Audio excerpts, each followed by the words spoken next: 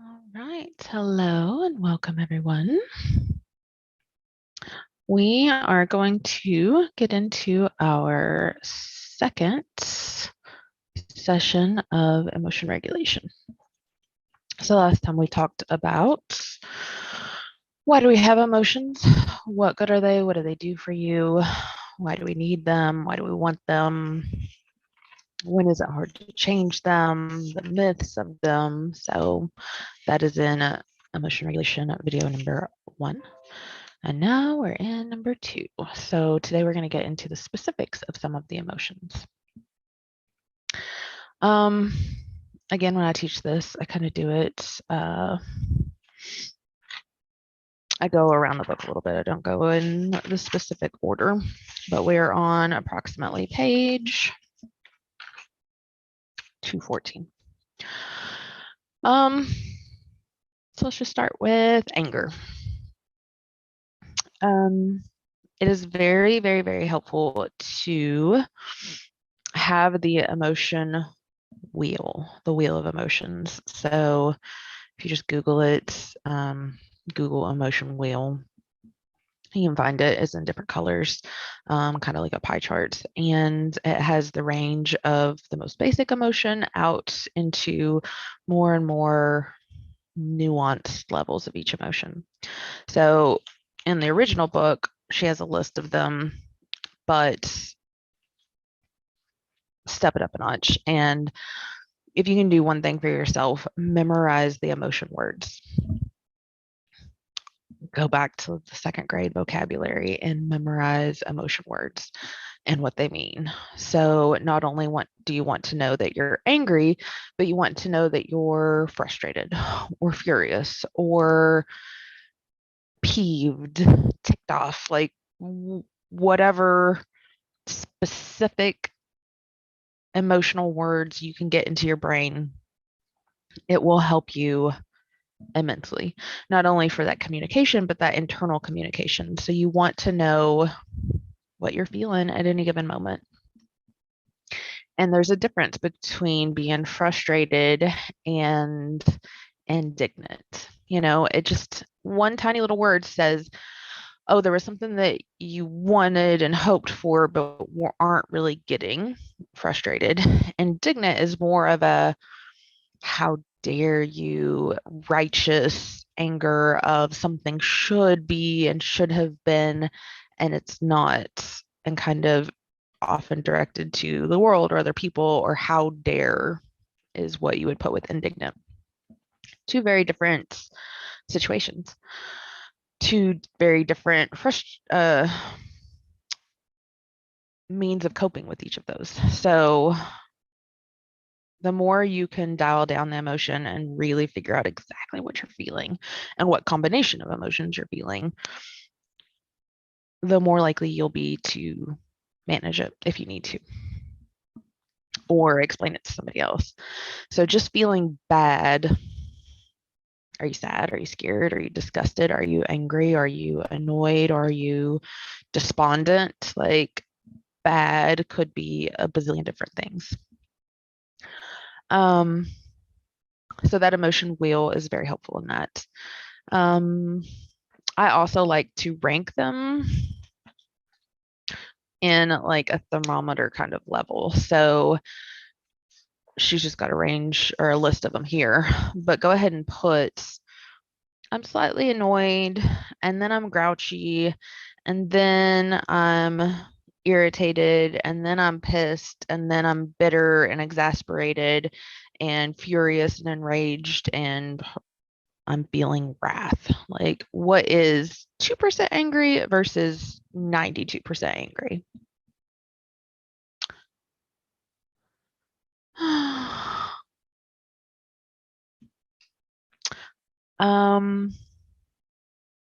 So you want to put the percentages. You also want to notice what your body feels like in each of these states of being. Like when I'm a little bit annoyed, like, you know, your teeth kind of get a little clenched, your muscles get a little tight, your focus gets a little bit, or you have this growly kind of, and then as it goes up higher, maybe you get hot, Maybe your fist really ball up. Maybe you start pacing, you feel a lot of energy. Anger is a very upward, moving outward kind of physical sensation. The desire to like be kind of forceful and slam things and push things and shut doors and throw stuff. And then as you go higher, maybe the desire to punch something or rip something or scream or yell. Maybe you start sweating or shaking. When I get really angry, I inevitably cry, which then makes me even more angry. So just knowing your own particular physical sensations as you rise up and up and up that emotional thermometer, very helpful.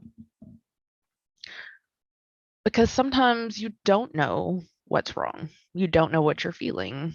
And so you can be like, oh, I'm really like kind of stomping right now. I'm really like gritting my teeth.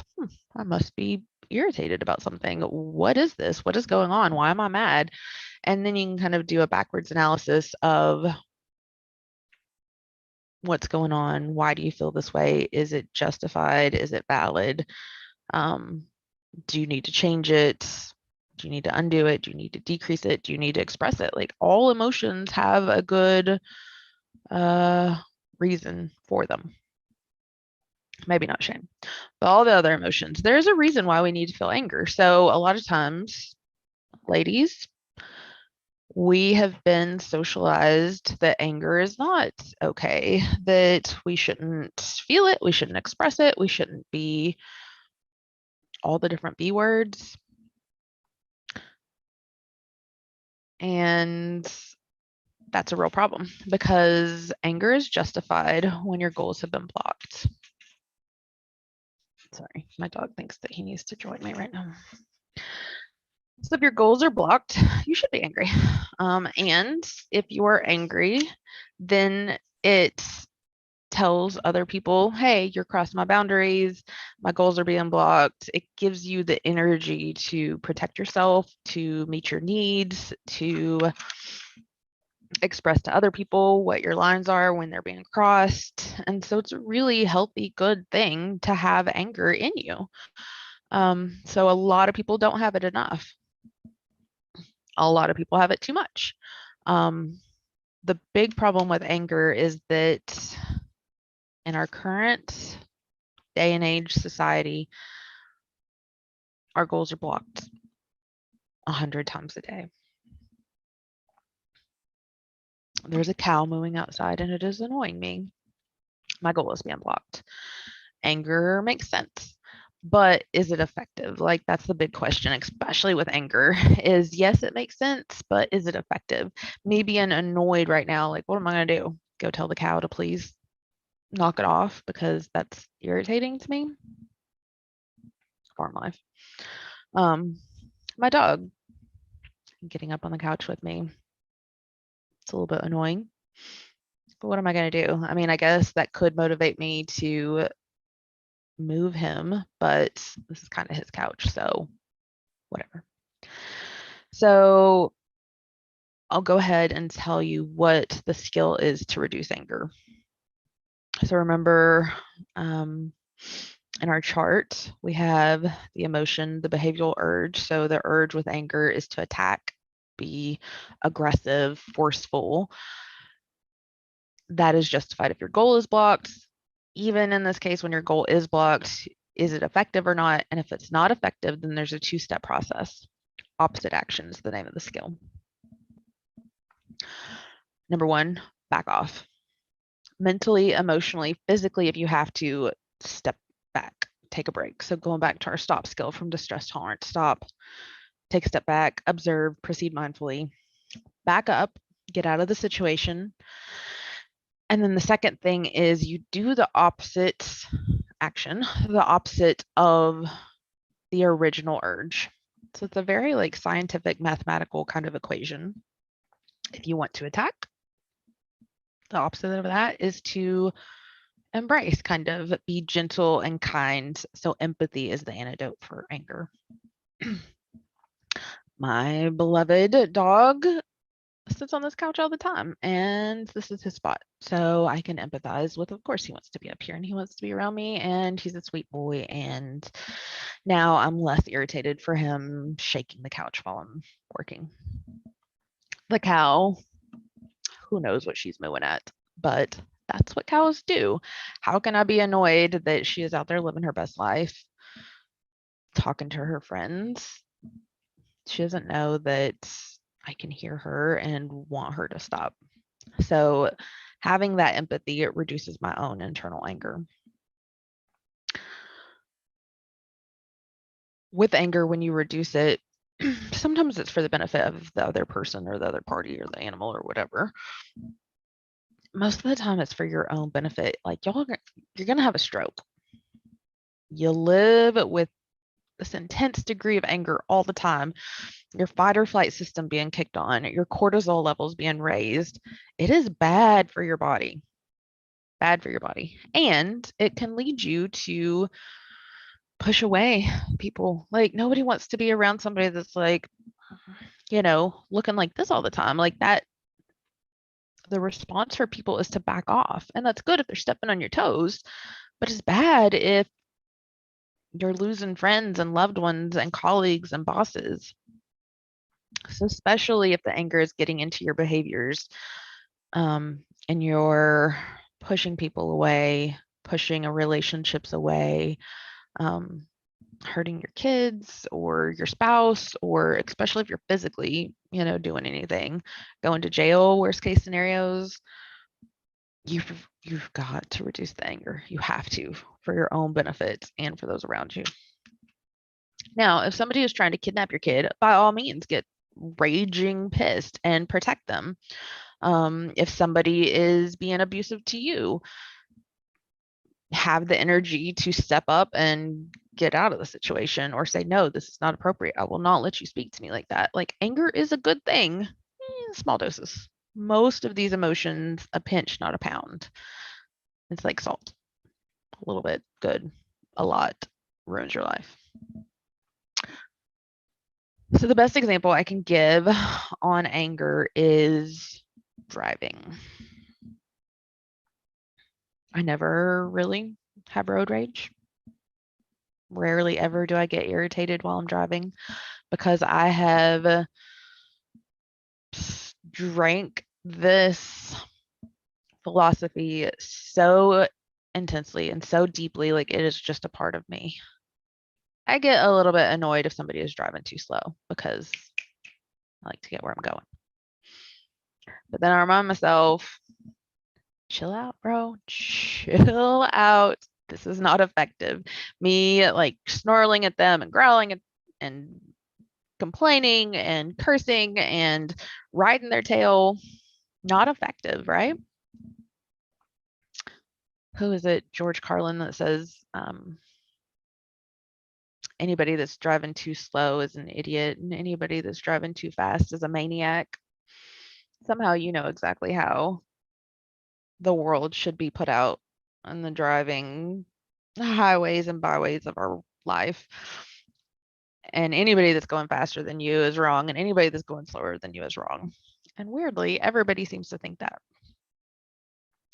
So if you have road rage, if you have problems in traffic, this is an excellent place to practice opposite action for anger, because unless you're like, even if you're defensive driving, you don't need anger to do that. You just need to pay attention and be careful, but you don't need that emotion to motivate you to protect yourself.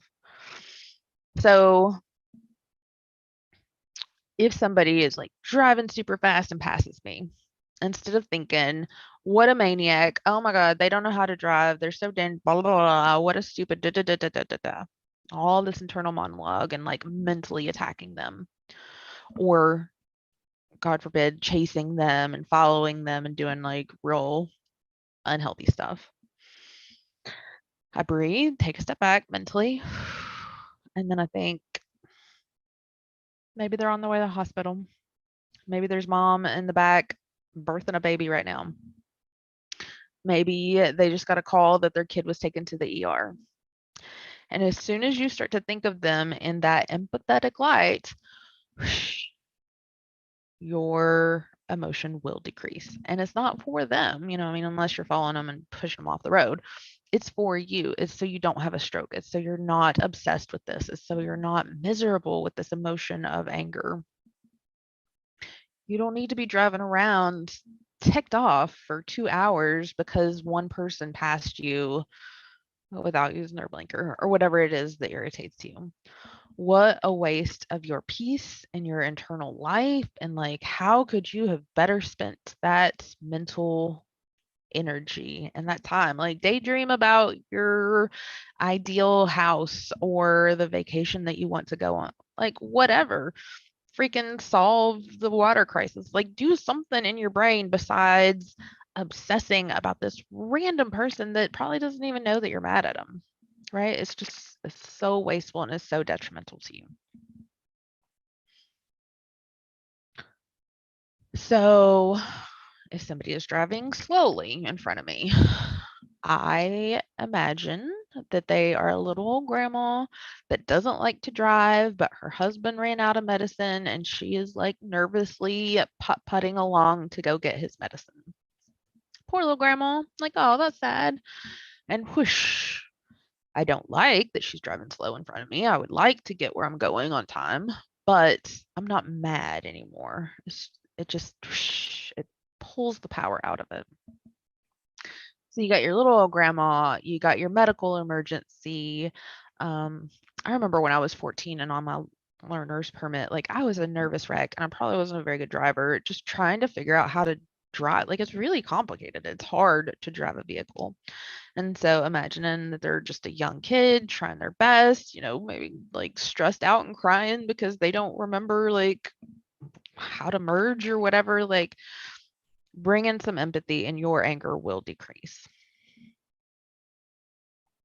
Sometimes that can feel, so that's all in the realm of driving because it's a very black and white kind of example. And so many people have problems with it because we are animals. And for hundreds of thousands of years, anger kept us alive. Like if the neighboring clan came over and stole all your potatoes, you needed to get pissed. You needed to grab a club and go bang them in the head and steal your potatoes back, or you would die during the winter. This attack urge was helpful when we were living in caves. You can't beat people up on the freeway in a traffic jam anymore. You can't grab a club every time you're angry. And so it's just all this internal misery that's no longer helpful. Doing opposite action for anger can feel a little scary and vulnerable when you're thinking about your interpersonal life. So it's the holidays, obviously, as we're recording. There will inevitably be somebody in your holiday world, if you have one, just rub you the wrong way, that will annoy you, that will stay longer than you wanted them to stay or not come when they were.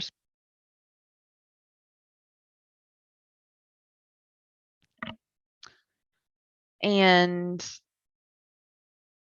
backing up is obviously always a good thing. When you want to like say something snarky or yell back at them or get into it in some way, always back up. But that empathy piece can feel a little bit vulnerable. Like if I empathize with that other person, then they're just going to run all over me. Like if I think, oh, Aunt Susie has had a really hard year and she had a troubled childhood and she's always this perfectionistic because she's just so anxious. And so when she's criticizing my potato casserole, like, bless her. But if I'm empathetic towards her, then she's just going to be even more mean to me. And so it can feel like icky and scary internally. So remember that just because you're decreasing the internal anger and just dialing down the percentage does not mean that you're losing all your boundaries and you're allowing people to be inappropriate to you. You can say, that's an interesting opinion about my potato casserole. Whatever. Or, that actually is kind of offensive to me, and I would prefer if you didn't say those things. You can set boundaries and maintain distance, and you don't have to get all warm and fuzzy and cozy with people who are irritating to you.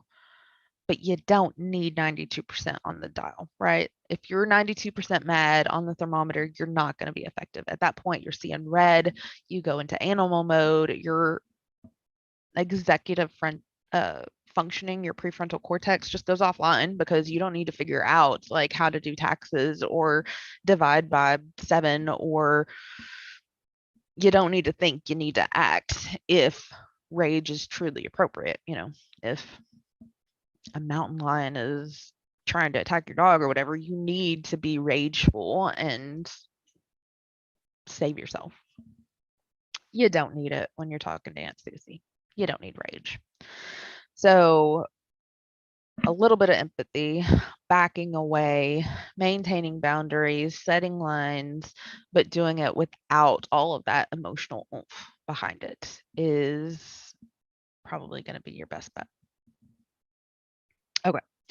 Going back to page 214. Let me see if there's anything else. Ruminating. So the internal dialogue, the cognitive piece of this is ruminating, thinking that I'm right. So judgment is a huge piece of anger. If you can just allow a little bit of flexibility in thinking, they think that they're right. I think that I'm right. There is no right. There's not a right. There's a whole bunch of different ideas about what is the most appropriate, what is good, what is bad, whatever, but there's not a solid agreed upon idea about what is right. And even though you believe that people shouldn't criticize your casserole, there's a whole other set of people that say, oh, you should, because we don't want you bringing burned edges anymore, right? Like it's shades of gray, different opinions. So if you get into that judgment, if you get into that blaming, if you get into that I'm right, the should, those are all the words that are going to be going through your head. So again, you can remember these kind of like clues to be like, I'm angry. I'm saying should. I'm feeling really judgmental. I believe that there's a right way in this scenario. I'm feeling clenched up. I'm feeling like my eyebrows are squished up. Like, oh, I'm mad right now. And sometimes when your goals have been blocked, when your boundaries have been crossed, when somebody has been inappropriate or unkind or unsafe or, all these things, you should be angry. And so sometimes you can do like a backwards analysis in that and be like, why am I not angry right now? Like, this is an appropriate situation for anger. I should feel a little bit pissed off right now. And so if you've gone through your life learning to shut down anger and numb it out and never express it because it was dangerous, now that you're grown and in a safe environment, allowing and kind of instigating that emotion when you should protect yourself and you should set boundaries and you should say, this is the line and no more, can be another range of work that some people need to do in this regard. It can be really scary, especially if you got smacked when you were a kid, if you ever dared to be bad talking, or we've all had our histories, and so it can be very difficult to change those habits and allow yourself to experience the whole range of emotional content. But every emotion is good in some degree. Okay, I think that's enough on anger. Let's move to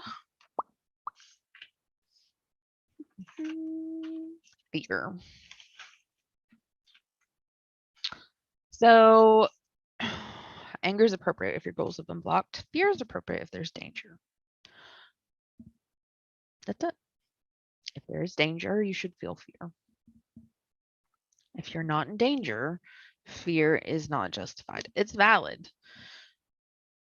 It is totally valid. It makes perfect sense. You're not wrong for feeling fear. You're not wrong for having anxiety or having panic attacks or whatever your version of fear looks like. But it may not be justified and it probably isn't helpful. So again, we've been around for 100,000 years. Fear has kept us alive. It's a beautiful thing. It happens instantly within like milliseconds. Your heart rate is elevated. Your eyes are focused. You get tunnel vision. You start sweating. You start shaking. Your blood starts pumping in different ways. You start breathing fast. You start hyperventilating. You're ventilating faster and more to get more oxygen in you so you can run really fast and escape danger. That is awesome when there is a mountain lion, when there is a tornado, when there is somebody with a knife. Like, fear will save your life. That's amazing. We don't live in caves anymore. Rarely is our life actually in danger. Goodness, I can think of, a handful of times when I've been like, oh my God, I almost died right then. Driving, or I don't even know, falling, or abusive people, that makes sense. That is for real, legit danger. You need fear so that you can move quickly. Your instincts, your body, you're prepped, you're ready to go.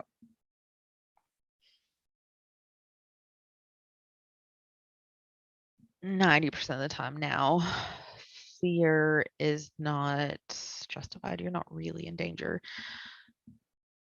And 90% of the time, it's your own mental world that is creating scenarios in which you might be in danger later. So the urge for fear is to run away, to avoid, get out of there. Ironically, our brains are trying to avoid situations that we believe might be dangerous or just discomfort through worry. Worry is an avoidance technique to give yourself this false sense of security that you can figure it out somehow. Like, if you just think hard enough on it, you will stay safe. If you just plan out what will happen. That's so cool that the people that are commenting are spam, looks like.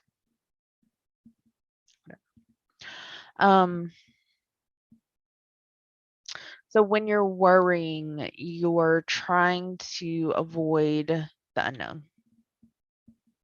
Turns out the unknown is not dangerous. It could be, but you could also win the lottery in the unknown. Nice things happen too in the unknown. We don't know. We don't have control. And turns out not having control is also not dangerous. Unless you're in a literal dangerous situation, not having control, having your house be a mess, having your clothes be on hangers the wrong way, it's not dangerous. So like OCD, the obsessions and the compulsions are means to reduce anxiety. OCD is an anxiety disorder. You feel fear, and then your brain obsesses on it to try to reduce it, and then you do these compulsions to try to reduce it, and it's just like a scratch. Following these behavioral urges is a scratch. It's an itch of a scratch. Scratching an itch. You got a rash and you're scratching it, and oh my God, that feels so much better. And now the rash is worse. Every time you do the behavioral urge, it increases that emotion next time. So yes, you have temporarily relieved the discomfort of fear or anger or sadness or whatever by doing the behavioral urge when it's not justified. And you have strengthened that behavioral pattern in yourself. You've strengthened that emotion, you've increased it. So avoidance makes you more scared of the thing that you're scared of, right? And so you can think about this in like water or dogs or public speaking. Really apparent in agoraphobia. So like when you don't want to leave your house. Agoraphobia starts out of like, I'm kind of nervous to leave the state. Like I just feel more comfortable in my own state. I'm just going to do that. I know that feels a little bit better. Staying closer in feels better. It reduces that anxiety. It's not dangerous to go out of your state, theoretically. But now that I've done that, like, ooh, now the anxiety is coming back because you scratch the itch. Now the itch is going to get worse. What did I do last time? I made my world a little bit smaller. I bet if I do that again, the anxiety will go away. So now maybe I'm just not going to leave my town. And oh, that feels better. I'm not so anxious. I feel safer. I feel okay in my town.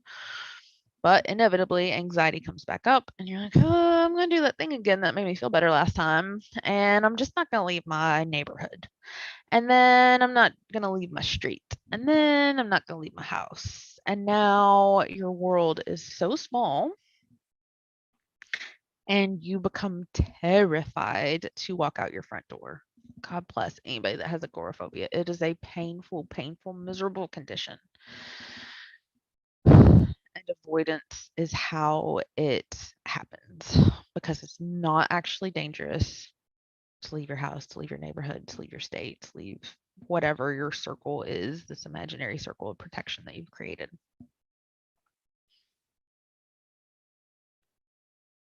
This is what happens in PTSD too. So something bad happened at one point that was traumatic to you. It was legit dangerous, legit traumatic, really was bad, really was a reason to be scared. Your brain is trying to keep you alive. And so it's saying, hey, remember that thing? Anything that reminds me now of it, I'm going to go ahead and pull up that anxiety feeling so that we're paying attention and we're looking out and we're staying safe. Because once in our life that was bad and dangerous. So now, anytime I'm reminded of anything about it, I'm going to go ahead and just preload the emotion, go ahead and get y'all amped up in case we need to run away. It's a good idea, especially if you're living in the savannah. Unfortunately, our brain takes this and runs with it and starts associating all kinds of things that are no longer dangerous with fear and anxiety. And so now when you're triggered, the anxiety comes up from a neutral stimuli. So if you were in a tornado, it was dangerous. You should have felt fear. It was scary and dangerous, and somebody got hurt, whatever. But now, anytime it rains, that same emotion comes flooding back. Anytime you see a movie about tornadoes, that same emotion comes up. Rain is not dangerous. Movies are not dangerous. Wind blowing, being in Kansas, like whatever it is that reminds you of that negative experience, the reminders are not dangerous. And when you avoid them, you don't watch the movies, you don't go out in storms, you don't do anything that will trigger you because it's very uncomfortable. Of course, you want to avoid that emotion. Those triggers get stronger and stronger and stronger. When I used to work with veterans, the more recent guys, OEF, OIF, desert kind of guys, overpasses, boxes on the side of the road, roadkill, of course, all of them, fireworks, cars backfiring, all that stuff is linked to stuff that genuinely was horribly dangerous at one point. But now you've got this neutral thing that is connected with this memory of this traumatic thing. And so it brings along with it all those emotions. And so you avoid the neutral stuff as though it was actually dangerous. And it's not dangerous. And you need to go through and like really like assess, is this dangerous or not? Please don't go hug like some shady figure in an alley. But movies, sounds, whatever, that's just not dangerous. Even when it brings up the feeling of danger in you, when it brings up anxiety in you. So, unfortunately, the way to decrease anxiety, the way to get rid of PTSD, and it is totally possible. You can live a life without PTSD. If you don't have PTSD, please know you can be free of this brain trap, because it's just a system of behaviors and a system of emotions and a system of beliefs. All of it can be changed. Your brain is so plastic. Your brain grows and changes till you're 99 years old. If you are able to modify the thoughts and modify the behaviors and get support, you can move through it and move beyond it. You can train your body to stop having that response. The crappy thing about it is that you got to go through it. The only way out is through. There's a song somewhere that has the saying, you're on an island surrounded by an ocean of diarrhea. It's a disgusting analogy, but it makes sense to me. The only way out is through. It is painful. It is so painful. And we can feel discomfort. We can experience discomfort and not poof out of existence, not die, not blow up, not go crazy, not cease to exist. You can feel discomfort and then it goes away miraculously. Emotions cannot last forever. Anxiety that comes up when you approach instead of avoid, and if you just sit with the anxiety, if you just hold on and breathe and sit with it, it will decrease. Your body is incapable of staying at 99% anxiety for any length of time. You can't. Like, you would pass out and then it would go away. So if it's not dangerous, approach. There's more that I want to say on this, but I think I'm going to leave it to next time because fear is a pretty big one and the whole topic of PTSD is a big one. Every person that I've ever had that I've treated for borderline personality disorder has had PTSD. It is a PTSD disorder, in my humble, knowledgeable opinion. So fear is huge. Not that everybody that needs or watches this or is interested in DBT has borderline personality disorder, but a lot of people do. And if you do, you likely might have some complex chronic PTSD traits, symptoms. So approaching that which is not dangerous, and even internally too, approaching not knowing, not letting yourself worry, because worry is avoidance of the unknown. Oh, it's very uncomfortable, but we can do hard things. So I'm going to leave you on that.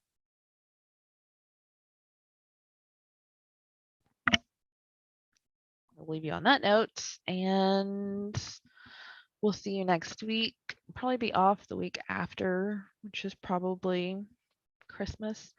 But good luck. God bless.